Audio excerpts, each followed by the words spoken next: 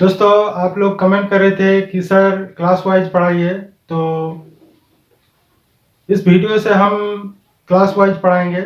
चलिए शुरू करते हैं। क्लास 10th के इस नए साल में द्वितीय स्वावधिक परीक्षा के जो क्वेश्चन जैक के तरफ से दिया गया है मॉडल सेट के, वही क्वेश्चन हम कराने वाला है। चलिए मैथ्स के सेट 2 के क्वेश्चन कराने वाला है। चलिए शुरू करते हैं। देखिए, क्लास 10 द्वितीय स्वावधिक परीक्षा 2021-22 सेट 2 का क्वेश्चन है। ठीक है, पहला क्वेश्चन क्या है कि बिंदुओं a, b तथा -a, -b के बीच की दूरी ज्ञात करें। यानी हमें इन दोनों बिंदुओं के बीच की दूरी को निकालना है। तो देखिए, ये एकदम क्या बताए कि आसान सा क्वेश्चन है। इसके लिए सिर्फ फॉर्मूला आपको याद रखना होगा। बीच की दूरी बराबर फॉर्मूला क्या होता है ये याद रखना होगा। तो देखिए, दूरी निकालने से पहले उससे पहले एक काम है कि यहां से हमें x1, y1, x2, y2 जानना होगा। तो देखिए, पहला बिंदु जो है इसको x1 कहलाता है। पहला बिंदु के पहला मान x1 और ये वाला y1, ये दूसरा x2, ये वाला y2। ठीक, x1 a, y1 b, x2 -a, y2 -b। अब हमें दूरी सूत्र लगाना है। दूरी सूत्र क्या होता है? √x2 - x1 का whole square plus y2 - y1 का होल स्क्वायर। ये फार्मूला हमें याद रखना है। तो ये मान ऊपर लिखना था, हमने साइड में लिख दिया। फिर इन मानों का हमें यहाँ बैठाना है। x2 का मान कितना है? -a है, तो हम यहाँ -a लिखेंगे। फिर यहाँ माइनस है तो माइनस लिखेंगे। फिर x1 का मान a है, उसका स्क्वायर है, प्लस y2 का मान -b है, माइनस y1 का मान b है, b लिखेंगे। फिर इसका स्क्वायर करेंगे। अब देखिए, माइनस और माइनस क्या होता है? प्लस होता है। यानी यहां हम लिखेंगे -2a का होल स्क्वायर। माइनस और माइनस प्लस होता है, तो 1 और 1 2, -2a का होल स्क्वायर प्लस यहां भी माइनस और माइनस प्लस, यानी -2b whole square equal to क्या हो जाएगा? इसका स्क्वायर कर दीजिए। ये स्क्वायर इसका भी है, इसका भी है और इसका भी है, तो माइनस और माइनस प्लस हो जाएगा। 2 दूगुना 4 और a का स्क्वायर करेंगे तो 4a स्क्वायर होगा, प्लस यहां भी माइनस और माइनस प्लस, 2 दूगुना 4, b का स्क्वायर यानी 4b स्क्वायर। अब यहां से हमें क्या करना है? 4 कॉमन ले लेना है, क्योंकि दोनों के पहले 4 है, तो हमें 4 कॉमन ले लेना है। फिर यहाँ क्या बचेगा? तब 4 को अगर हम कॉमन ले लेंगे तो यहाँ a स्क्वायर बचेगा, फिर यहाँ b स्क्वायर बचेगा। अब देखिए, 4 का वर्गमूल कितना होता है? 4 का वर्गमूल 2 होता है, तो यहाँ हमारा आंसर क्या हो जाएगा? यहाँ हमारा आंसर क्या हो जाएगा? 2√a square plus b square. ठीक, समझ में आ रहा है? दूसरा क्वेश्चन देखो, यदि 15 cot a बराबर 8 हो तो cos a का मान निकालें। हमारा यहाँ दिया हुआ है 15 cot a बराबर 8, यानी हम लिख सकते हैं cot a बराबर कितना हो जाएगा? 8। यहाँ 15 इधर क्या हुआ है? गुना हुआ है, तब इधर लाएंगे तो क्या हो जाएगा? डिवाइडेड हो जाएगा, होगा ना? तो cot a बराबर 8/15। तो cot थीटा बराबर फॉर्मूला क्या होता है? tan थीटा का उल्टा होता है। tan थीटा बराबर क्या होता है? p/b। तो यहाँ क्या हो जाएगा? b/p, यानी आधार बाय लंब। तो यहाँ b का मान कितना हो गया था? b बराबर कितना हो गया? 8, और p बराबर कितना हो गया? 15। तो हमें कौन सा मान निकालना है? h का मान निकालना है, यानी कर्ण का मान निकालना है। तो h स्क्वायर बराबर क्या होता है? p square plus b square. तो हम यहाँ डायरेक्ट कर देंगे h बराबर √p square plus b square. कर सकते हैं ना? √p का मान कितना है? 15 का स्क्वायर होगा। b का मान कितना है? 8 का स्क्वायर हो जाएगा। फिर यहाँ क्या करेंगे, 15 और 15 गुना करेंगे तो 225 हो जाएगा। हो रहा है ना? 8 8 64, दोनों को अब जोड़ देंगे। 5 4 9, 6 2 8, 289, यानी 17 हो जाएगा। कितना हो जाएगा? 217 को अगर गुना करेंगे तो 289 होगा ना? इसका वर्गमूल इतना हो जाएगा। अब हमें क्या निकालने को कहा है? कॉस ए का मान। तो कॉस ए बराबर क्या होता है? कॉस ए बराबर क्या होता है? बी बाई एच, यानी आधार बाई कर्ल। तो बी का मान यहाँ दिया हुआ है 8 और एच का मान कितना निकला? 17, यानी हो गया 8/17। समझ में आ रहा था? ठीक। अब तीसरा क्वेश्चन देखो, मान ज्ञात कीजिए। क्या लिखा हुआ है? मान ज्ञात कीजिए। साइन 60 डिग्री, यहाँ कुछ चिन्ह नहीं है, मतलब कौन सा चिन्ह है? गुना का चिन्ह है। गुना cos 30 degree plus sine 30 degree, यहाँ कुछ चिन्ह नहीं, मतलब गुना का चिन्ह है कॉस 60 डिग्री। तो कुछ मान याद रखना होगा, जैसे कि साइन 60 डिग्री का मान कितना होता है? √3/2 गुना कॉस 30 डिग्री का मान कितना होता है? √3/2 प्लस साइन 30 डिग्री का मान कितना होता है? 1/2 गुना कॉस 60 डिग्री का मान कितना होता है? 1/2। अब हमें क्या करना है? इनके अनुसार मानों को ले लेना है, फिर गुना का काम पहले होता है तो हमें गुना का काम करना है। ये दोनों का गुना, फिर इन दोनों का गुना। √3 और √3 दोनों को गुना करेंगे तो कितना होगा? 3 होगा। √3 और √3 दोनों को गुना करेंगे तो कितना होगा? 3 होगा। 2 2 4 प्लस 1 और 1 को गुना करेंगे तो 1 होगा। 2 और 2 को गुना करेंगे तो 4 होगा। फिर हमें क्या करना है? इन दोनों को जोड़ देना है। 900 कितना होगा? 4 होगा। ऊपर जो लिखा होगा वही होगा, नीचे अगर समान रहेगा तो ऊपर जो लिखा रहेगा वही होगा। फिर 3 और 1 को जोड़ देंगे तो 4/4, 4 एकम आंसर 1। ठीक है। देखो चौथा क्वेश्चन, देखो क्या लिखा हुआ है। Sine 67 degree plus cos 75 degree को 0 डिग्री से 45 डिग्री वाले त्रिकोणमितीय अनुपात के पदों में व्यक्त कीजिए। यानी यहाँ जो डिग्री में मान दिया हुआ है, इसे हमको 0 डिग्री से लेकर 45 डिग्री के बीच करना है। ठीक है। इन नामों को हम अलग कर सकते हैं, फिर इन मानों को हमें 0 और 45 डिग्री के बीच करना है। ठीक है। तो देखिए इसके लिए एक फॉर्मूला होता है।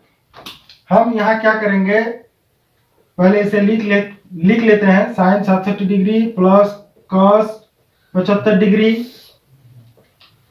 यहाँ साइन को साइन रखेंगे। 90 से हम कितना घटाएंगे कि 67 डिग्री होगा? कितना घटाना चाहिए हमें? 23 घटाना चाहिए। कितना?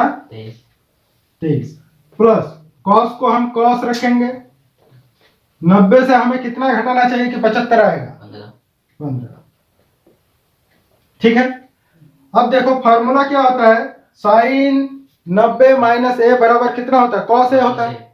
फॉर्मूला में क्या होता है? साइन 90 माइनस ए बराबर क्या होता है? Cos A. यानी हम यहाँ क्या लिखेंगे? कॉस 23 डिग्री लिख सकते हैं। साइन 90 माइनस ए है, इसे हम ए मान लेते हैं फॉर्मूला के अनुसार। यहाँ हम क्या लिखेंगे? Cos A. ए का मान कितना है? 23 प्लस कॉस 90 माइनस ए बराबर कितना होता है? साइन ए। यानी हम यहाँ साइन ए का मान कितना लिखेंगे? 15 डिग्री। हो गया ना? 0 और 45 के बीच आंसर हो गया। समझ में आया? एक शंकु की तिर्यक ऊंचाई 16 सेंटीमीटर है और आधार की तिर्यता 14 सेंटीमीटर है। इस शंकु का वक्र पृष्ठ क्षेत्रफल ज्ञात करें। शंकु कैसा होता है? शंकु इस तरह का होता है। ठीक है। तो एक शंकु दिया हुआ है, उसका तिर्यक ऊंचाई कितना है? 16 सेंटीमीटर। यानी ये जो भुजा है ना, इसे तिर्यक ऊंचाई कहा जाता है। और अगर यहाँ सीधा हम ले लेंगे तो इसे ऊंचाई कहलाता है। ठीक। तो तिर्यक ऊंचाई का मान कितना दिया हुआ है? 16 सेंटीमीटर।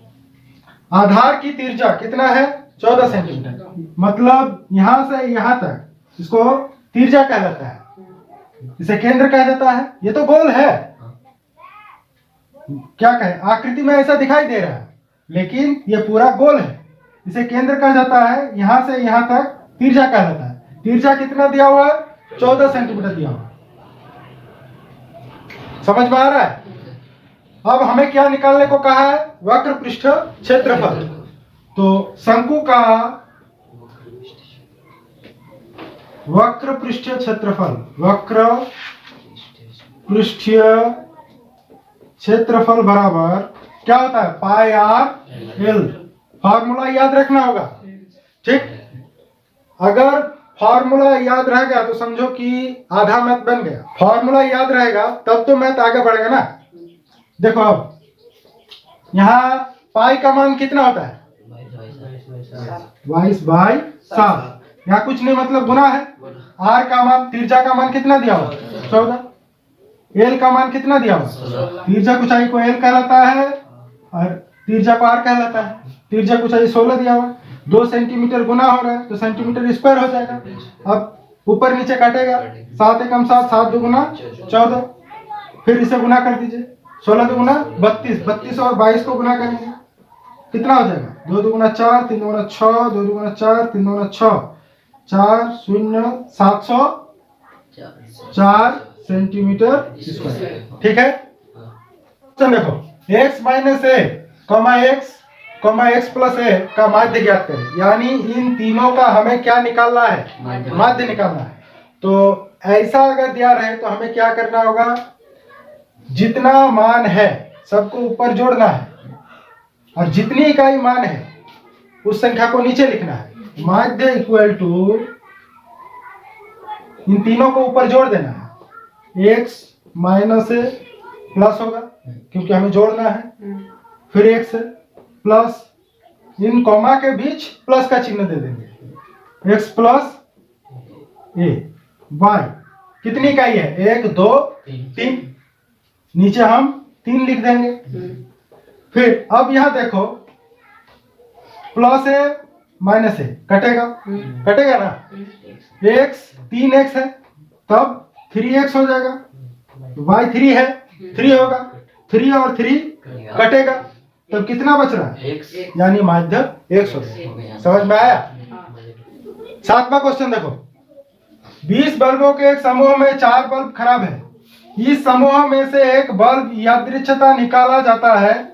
इसकी क्या प्रायिकता है कि यह बल्ब खराब है, दूसरा खराब नहीं है? हमें प्रायिकता निकालना है खराब है का, दूसरा खराब नहीं है। ठीक है, कुल बल्ब कितना है? 20। उनमें से खराब बल्ब कितना है? 4। यानी अच्छा बल्ब कितना है तब? 16। 4 बल्ब खराब है। 20 बल्बों के समूह में से 4 बल्ब खराब है, यानी अच्छा बल्ब कितना है? 16 बल्ब। तो पहले हमें खराब बल्बों का प्रायिकता निकालना है।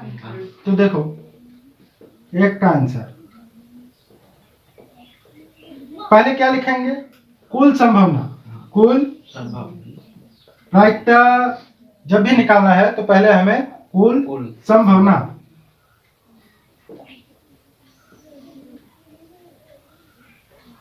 बराबर कुल कितना है? 20। अनुकूल परिणाम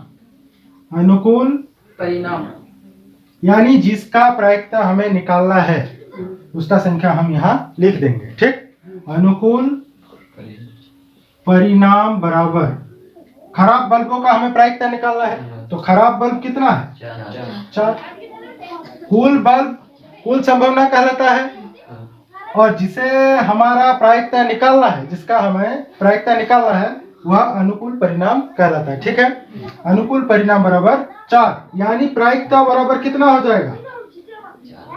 प्रायिकता बराबर 4/20। ऊपर अनुकूल परिणाम लिखा जाएगा, नीचे कुल संभावना लिखा जाएगा। ठीक है, फिर इसको काट देंगे, 4 एकम 4, 4 5 20, 1/5 हो गया। ठीक है, दूसरा वाला देखो, खराब नहीं है का प्रायिकता निकालना है। ठीक है, तो कुल संभावना यही रहेगा 20, क्योंकि कुल बल्ब कितना है? 20, तो कुल संभावना 20 ही रहेगा। ठीक है, अब हमें प्रायिकता निकालना है खराब नहीं है का। ठीक, तो 20 बल्बों में से कितना बल्ब खराब नहीं है? 16, क्योंकि 4 बल्ब खराब है। तो अनुकूल परिणाम बराबर 20 से हमें 4 घटा देना है, क्योंकि 4 बल्ब खराब है, तो 16 हो जाएगा। ठीक है। अब प्रायिकता बराबर अनुकूल परिणाम ऊपर लिखना है, नीचे कुल संभावना लिखना है 20। फिर इसे काटेंगे, 4 4 16, 4 5 20, यानी 4/5। ठीक। 8वां क्वेश्चन देखो क्या लिखा है। उस बिंदु के निर्देशांक ज्ञात कीजिए जो बिंदुओं 4, -3 और 8,5 को जोड़ने वाले रेखाखंड को आंतरिक रूप में 3:1 के अनुपात में विभाजित करता है। यानी कह रहा है कि कोई एक रेखाखंड है। ठीक है। पहले बिंदु का निर्देशांक 4, -3 है। दूसरे बिंदु का निर्देशांक 8,5 है। ठीक है। बीच में कोई एक ऐसा बिंदु है जो इस रेखाखंड को 3:1 में विभाजित कर रहा है। इधर अगर 3 है तो इधर 1। ठीक है।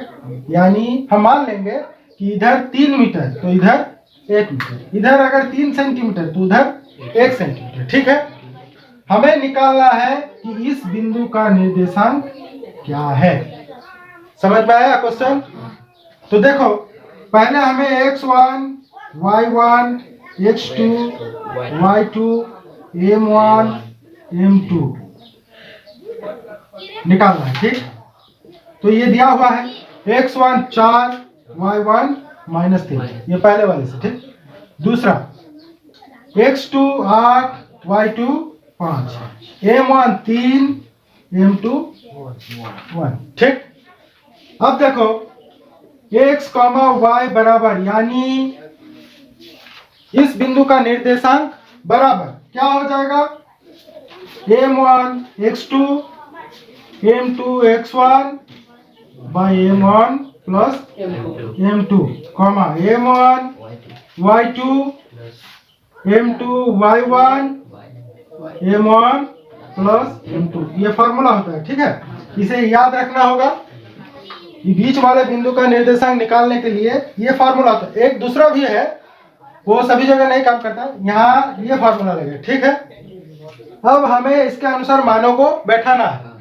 m1 का मान कितना है, 3, बीच में कुछ नहीं, मतलब गुना का चिन्ह है, गुना x2 का मान 8 प्लस m2 कितना है 1 गुना x1 का मान 4 बाय 3 प्लस 1, m1 3 m2 1। फिर m1 3 गुना y2 का मान 5 प्लस m2 का मान 1 गुना y1 माइनस 3 बाय 3 प्लस 1, यानी m1 प्लस m2। समझ में आ रहा? तो अब क्या करना है, यहाँ कर दे रहे हैं, इन दोनों को गुना कीजिए, 24 होगा प्लस इन दोनों को गुना कीजिए, 4 होगा, फिर नीचे 4, यहाँ गुना करेंगे 15 हो जाएगा, प्लस माइनस 3 है कम, नीचे 4 होगा। अब क्या करना है, इन दोनों को जोड़ देंगे, 24 और 4 28 बाई 4, 15 से 3 घटाएंगे तो कितना होगा, 12 हो जाएगा बाई 4, फिर कटेगा 4 7 28, 3 4 12, यानी 7,3। ये बीच वाले बिंदु का निर्देशांक हो गया 7,3। समझ में आ रहा है? तो